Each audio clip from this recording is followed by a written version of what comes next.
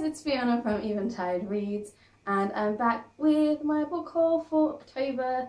I'm officially back from my hiatus as of tomorrow. I say tomorrow, today is Thursday, so I've got a few more days, but this is going up on Saturday. Today's my day off, blah blah. I'm still very ill, so if my voice keeps going, I'm really sorry. I've been ill for like a week and a half now. It's getting a little silly. I'm wearing a dress because I'm about to go out to meet some friends. So I don't normally wear dresses, but I'm feeling like I want to make an effort today. Swiftly moving onwards, let's talk about books. The first books I want to talk about today are not necessarily books that are new, but I went and got a load of books signed. The bottom one would be upside down. But yes, I met Garth Nix at the beginning of the month at the Arndale Waterstones. He very kindly signed all my books for me because he is amazing. And he very kindly signed some books for one of my colleagues and for a friend. And yeah, it was really great to listen to him talk about Clariel, as well as revisiting the Old Kingdom and, you know, some of the stuff from the original Old Kingdom. And I'm excited to read any more books that he intends to write in the Old Kingdom, because I do know he is writing one set after A Porson, I believe, but don't quote me on that. So yes, so I got those signed. It was really, really fun, a really exciting evening, which wonderfully corresponds to books I bought this month, because the same evening that I was at the Garth Nix event, Patrick Ness popped into my kids section at Deansgate and signed our stock. This is the second time in a year I've missed Patrick Ness. I was pulled off his Lit Fest event last year, and I should have been on a late that night, and I'd swapped to go to the Garth Nix event, and I was just like, So of course, I've not read The Knife Never Let Go, and getting a signed one, all the more reason to finally buy it. So yes, and my colleagues can't sticker very well. I bought another signed book this month. Basically, I've been to a lot of signings, or I've been busy doing things because it was Lit Fest again this year, and I met Meg Rosoff at her event. I was selling books at her event. Oh my god, I've just squashed a book jacket. Oh my god. My nose.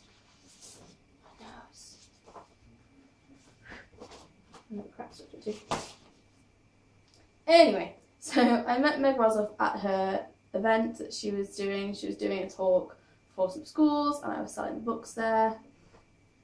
And she signed some copies to take back to the store.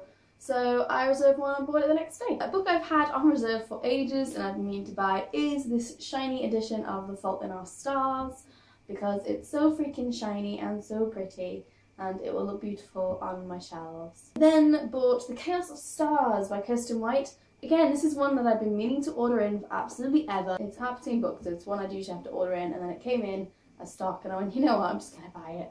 And so I bought it. And then of course, this month saw the release of Blue Lily, Lily Blue, the third book in the Raven Cycle.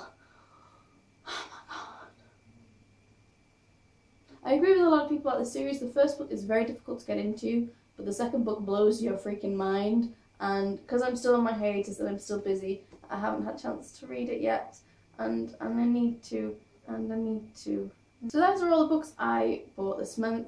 Now let's move on to all the books from publishers. I've got quite a lot. I've only got one book I requested, which I haven't read yet, unfortunately. And that is Lips Touch by Laini Taylor. I freaking love Laini Taylor. One of the guys on Twitter, I think it was Andrew, probably, had seen my video about how this was the only Laini Taylor I didn't own, and was like, you do know it's on BookBridger, and I kind of had a meltdown and requested it.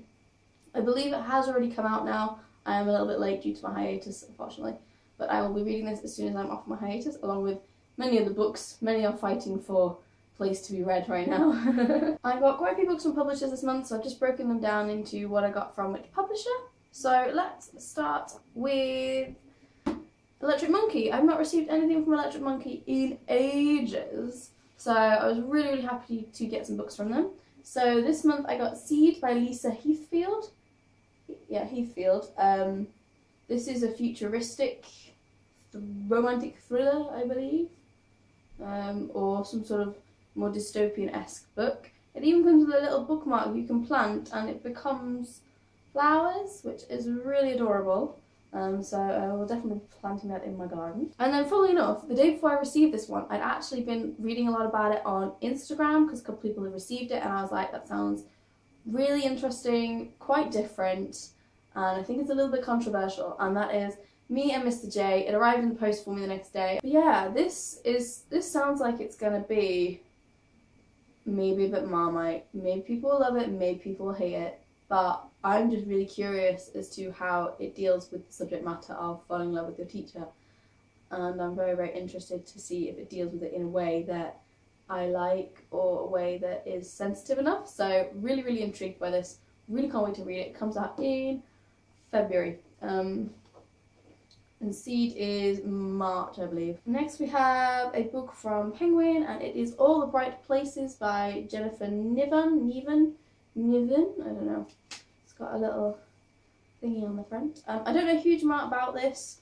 And it's signed. That's pretty freaking cool. Thanks, guys. Yeah, my colleague actually picked this up for me at another branch because she'd received one and I was talking to her about it going, oh, this sounds really good. I've heard about it on, I've heard people getting it and sort of mentioning it, but I didn't know all that much about it. So it sounds like it's going to be very, very interesting. There's a lot of sort of intertwining of characters and stuff, but I don't know any sort of real information. At the moment, I'm kind of liking going into most books blind and not knowing all that much about them. Another one is January, so I'll be reading this, hopefully, around Christmas time. And then we have the fabulous people from Macmillan who love to spoil me rotten. So they sent me a couple of books, and I kept the YA one and distributed the other ones because I haven't really had much time to read middle grade recently. I've not really felt like it, so they found new homes with some of the booksellers and stuff, which is cool. And this is The Haunting of Sunshine Girl by Paige Mackenzie. You're never alone in a haunted house, which sounds like it's something I should probably read for Halloween, even though Halloween's tomorrow, and that's not going to happen.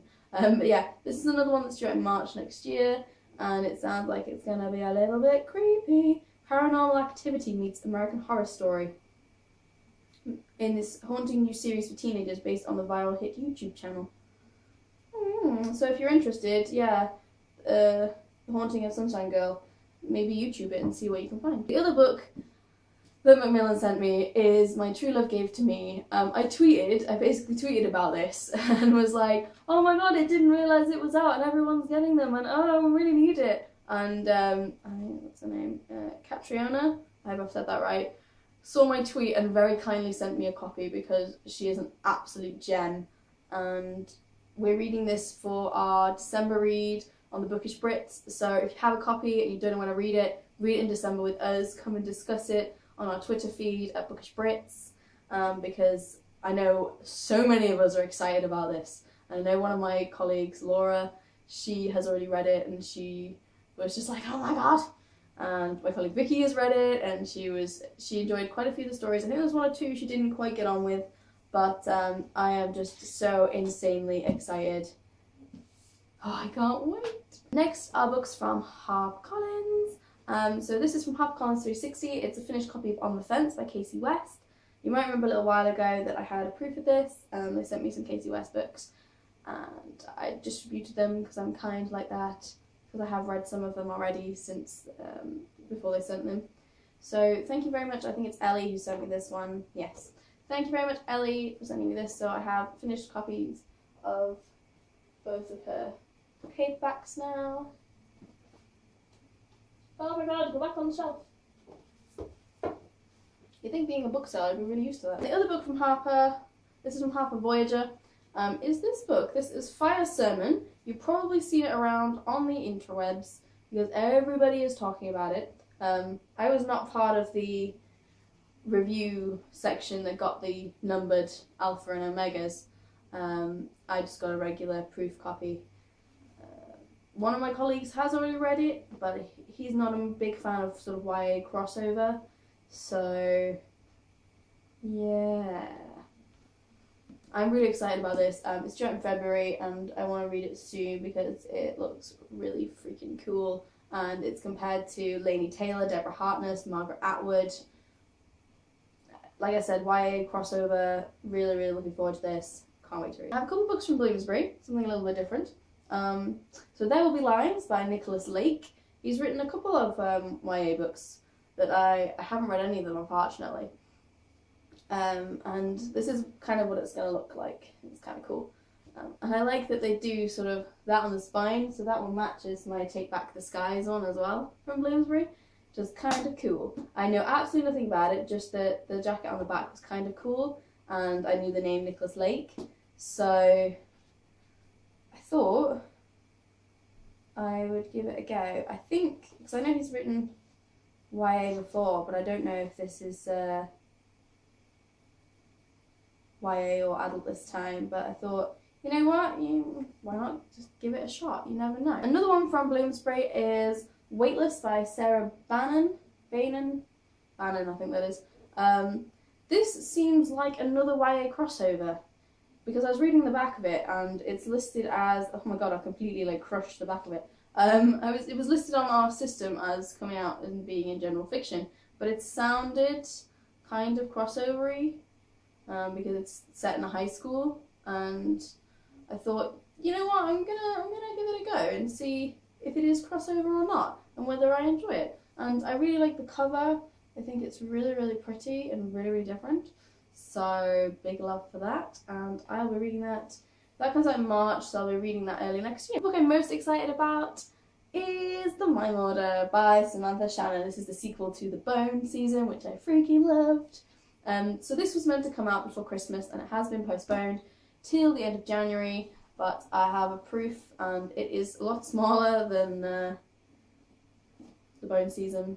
I have a proof of the first one and a hardback, so I will be getting a hardback of this one when it comes out, because I want to have a matching set of them all, because they're freaking beautiful.